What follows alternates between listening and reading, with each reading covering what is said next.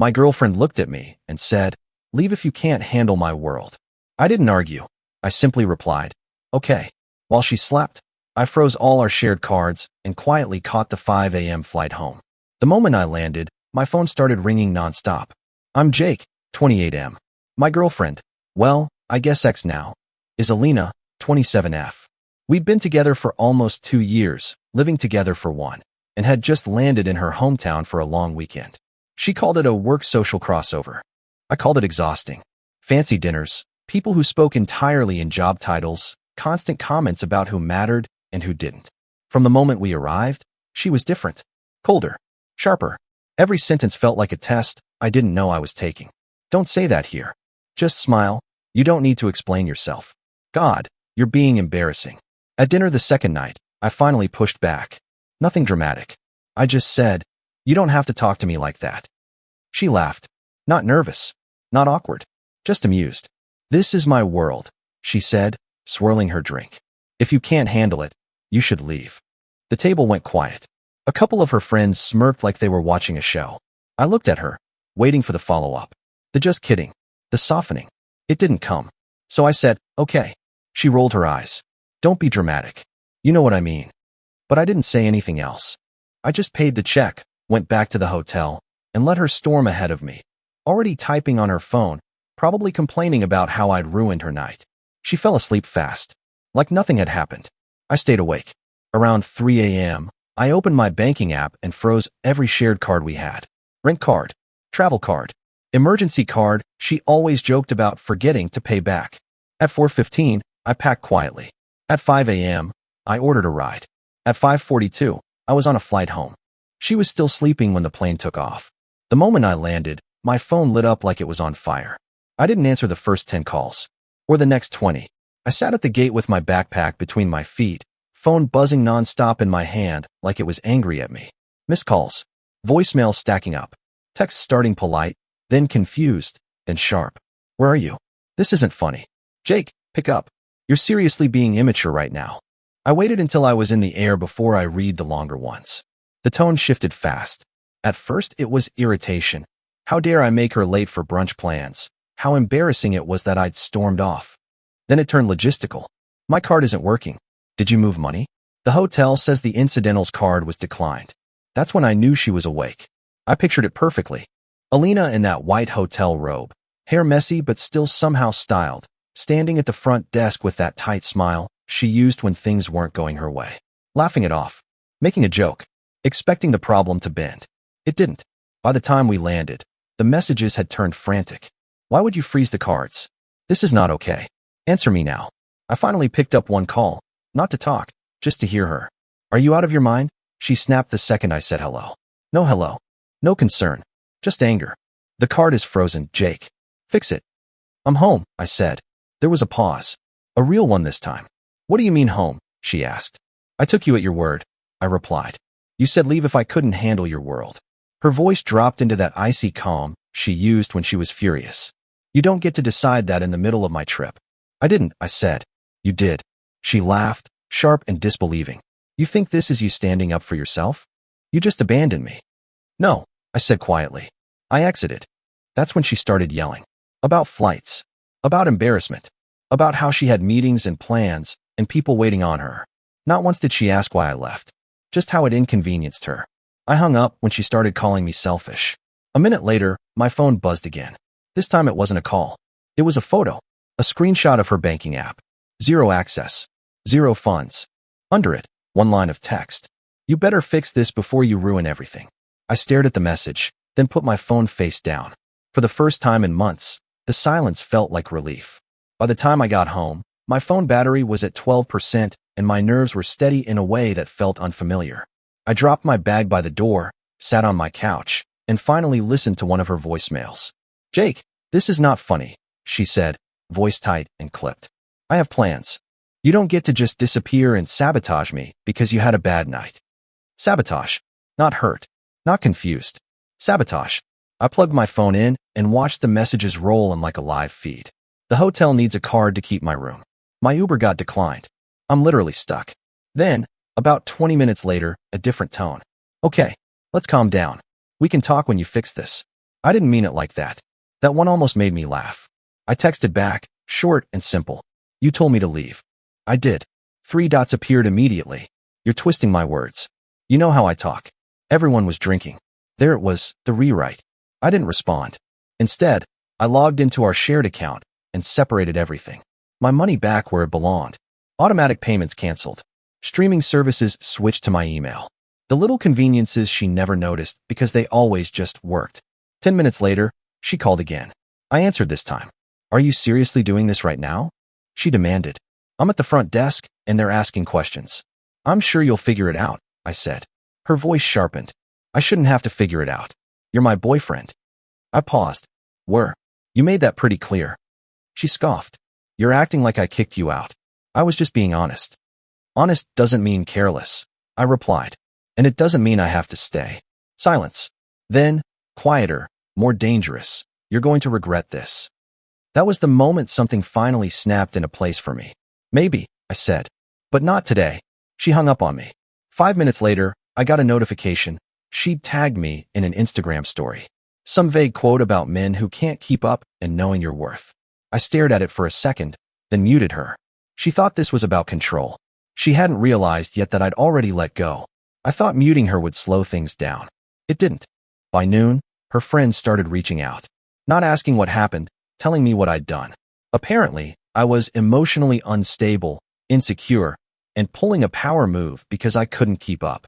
Funny how quickly the story gets written when one person controls the narrative. One message stuck out. She's stranded.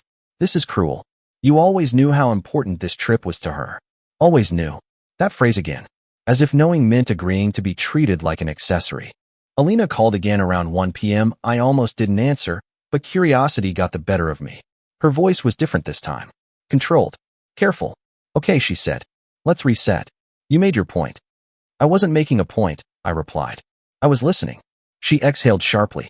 You're being dramatic. You know I didn't mean leave literally. That's the problem, I said. You say things you don't mean and expect people to just absorb it. She paused, then switched tactics. I'm embarrassed, Jake. People are asking why you're not here. I waited. Well, she snapped. Aren't you going to apologize? No. Her breath hitched. So what? You're just done? I looked around my apartment. Quiet, familiar, suddenly peaceful. I think I've been done longer than I realized. That set her off. You think you're better than me now? She spat. You think running home makes you strong? No, I said calmly. It just makes me not miserable. She laughed bitterly. You'll come crawling back. You always do. That confidence, the certainty that I'd fold, told me everything I needed to know about how she saw me. I'm not freezing the cards forever, I added. I'm closing shared access. You'll need to handle your own expenses. There it was. Panic, bleeding through the anger. You can't do that, she said. I didn't plan for this. I know, I replied. I always did. She went quiet. Not angry. Not sarcastic. Afraid. I need you right now, she said softly. For the first time, I didn't feel pulled by it. I needed you to not treat me like an inconvenience, I said. We're even. She hung up without another word. 5 minutes later, the call started again. I didn't answer. Somewhere between takeoff and landing, I'd finally left her world. She just hadn't caught up yet. The silence didn't last. Around mid-afternoon, she stopped calling and started thinking. That's when the messages got longer and meaner. You know everyone thinks this is unhinged, right? My friends are asking if you're having some kind of breakdown. You really showed your true colors. I read them all without replying. It was strange how predictable it felt. When anger didn't work, she went for shame. When shame didn't work, she reached for authority. Everyone thinks, people are saying. Around 4 p.m., she finally admitted the real problem. They won't extend my room without a valid card. There it was. No emotion, no reflection, just logistics. I typed, then deleted, then finally sent one sentence. You'll need to put it on your own card. The reply came instantly. I don't have one with that limit. I could practically hear her pacing the hotel hallway, phone pressed to her ear, smile cracking as the staff waited politely for an answer she didn't have. Jake, be reasonable, she wrote next. This is humiliating. That word again. Humiliating. Not hurting. Not confusing. Just humiliating, because it was happening in front of other people. I sat back on my couch and realized something quietly important. She didn't miss me. She missed what I handled. The next call came from a number I didn't recognize. Hi. A woman said carefully. This is Alina's friend. She's really upset. She didn't mean what she said. I sighed. She said it clearly. Well, the woman continued. Relationships are about compromise. They are, I agreed. Ultimatums aren't. There was an awkward pause. So, are you going to help her? I thought about it. About the dinners where I'd been corrected mid-sentence. The jokes at my expense. The way she'd say my world like I was just visiting. No, I said. I already did. I left. I hung up before she could respond. That evening, Alina finally sent a message without anger, without sarcasm. I didn't think you'd actually go. I stared at it for a long time. Then I replied. Neither did I. That was the first honest thing either of us had said all day. Night hit before I realized how tired I was. Not physically, emotionally. The kind of exhaustion that comes from being on for someone for too long. I made dinner, something simple, and for the first time in weeks I ate without checking my phone every 2 minutes. She didn't stop. Calls, texts, voice notes, long paragraphs followed by single words like please and answer me. Around 10 p.m., she switched again, this time to anger mixed with panic. Do you have any idea how this makes you look? People are talking. You could have just talked to me like an adult. That one annoyed me more than it should have. I finally replied. I did. You laughed. There was a long pause. Longer than usual. Then, I was drunk. I was stressed. You know how much pressure I'm under. I set my phone down and stared at the ceiling. Pressure. Always pressure. Somehow there was always pressure on her, and I was just supposed to absorb it quietly. At midnight, she called again. I answered. Her voice was shaky now. No sharp edges left. I can't sleep, she said. This doesn't feel real. It is, I replied. You really left? She whispered. Yes. Another pause. Then, so what am I supposed to do? That question did it. Not because it was cruel, but because it was honest. I don't know, I said. That's yours to figure out. She started crying then. Not loud. Just small, broken sounds like she was trying not to be heard by whoever was sharing the room with her. I didn't think you'd actually walk away, she said. You always stayed. I stayed because I thought you cared, I replied. Not because I couldn't leave. She went quiet. When she spoke again, her voice was flat. So that's it. You're just done. I took a breath. I think I've been done for a while. I just finally caught up. She hung up without saying goodbye. A few minutes later, I got one last message before everything went quiet. I hope you know what you're doing. I looked around my apartment, my space, my silence, my life, and typed back. For the first time in a long time, I do. Then I put my phone down and went to sleep. I woke up to 17 missed calls. All from her. And one from an unknown number that I didn't answer, but didn't need to. I already knew it was one of her friends, probably calling to check in, while actually trying to pressure me into fixing things. I didn't feel panicked. I felt steady. That scared me a little. Around 9 a.m., Alina finally sent a text that wasn't angry or pleading. It was calculated. We need to talk like adults. This is getting out of hand. I stared at it while drinking my coffee. The irony almost made me choke. We had talked. She just hadn't liked the outcome. I replied. We already did. You told me to leave. I listened. 3 dots appeared. Disappeared. Appeared again. You're acting like I threw you out on the street. I was frustrated. You know how my world works. There it was again. My world.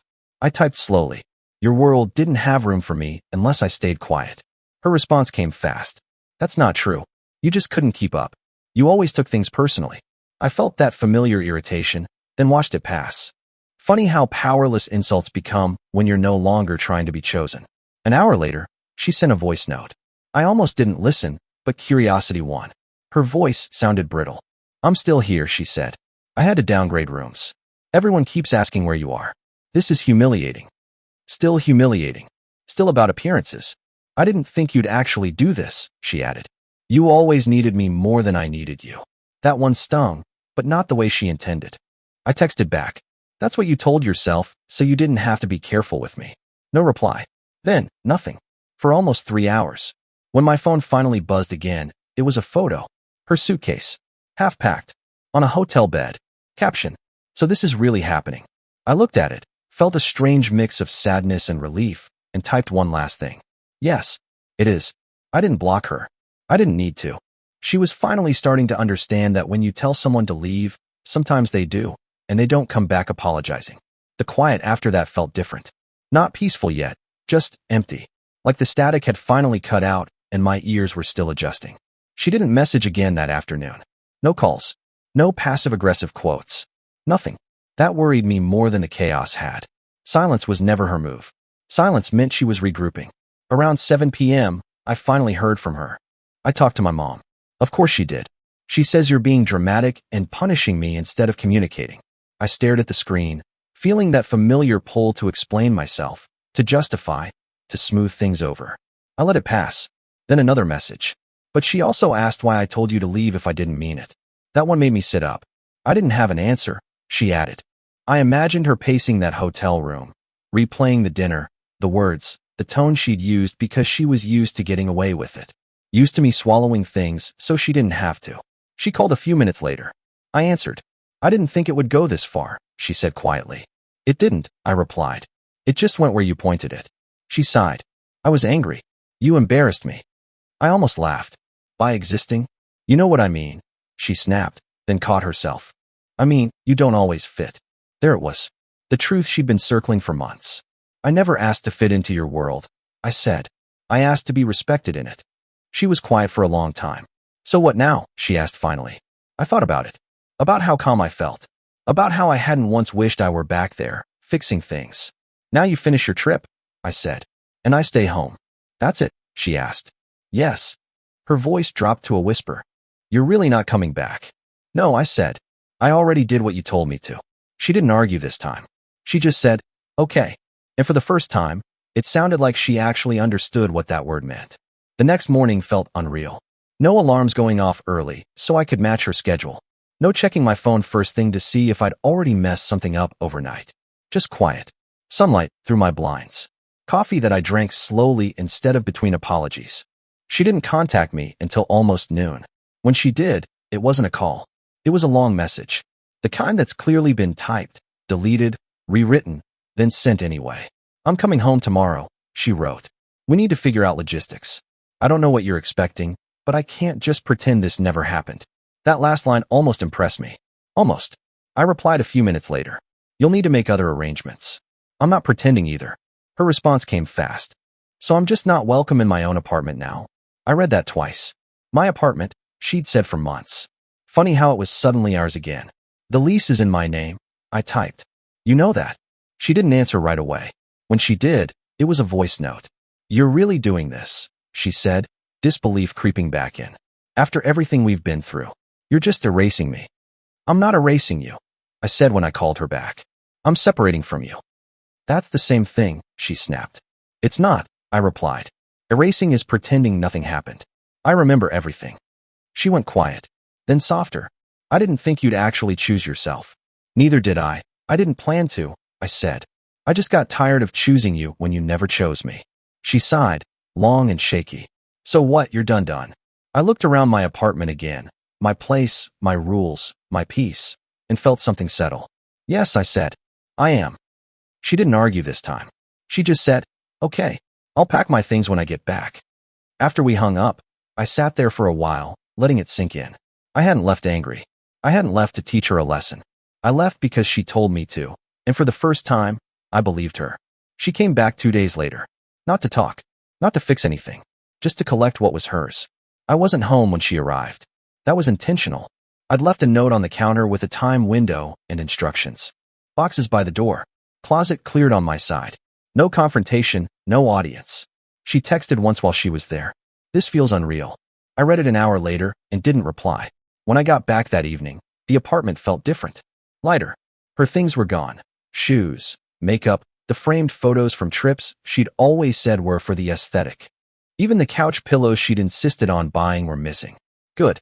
The last thing she left behind was a key on the counter. That night, she sent one final message. I didn't think telling you to leave would actually make you go. I thought you'd fight. I stared at the screen for a long time before typing. I fought by staying for a year longer than I should have. 3 dots appeared, disappeared, appeared again, then nothing. No more calls. No more stories. No more friends reaching out on her behalf. The noise finally stopped. A week later, someone asked me if I regretted it. If I wished I'd handled it more gently. Here's the truth. I didn't leave to hurt her. I left because the moment someone tells you to leave, they're telling you exactly how much space you have in their life. She thought her world was something I was lucky to be allowed into. Turns out, I was the one holding the door open the whole time. When I finally stepped out, it didn't collapse. It just kept going, without her voice in my head telling me I didn't belong. And for the first time since I met her, I didn't feel like I was visiting someone else's life. I was back in my own.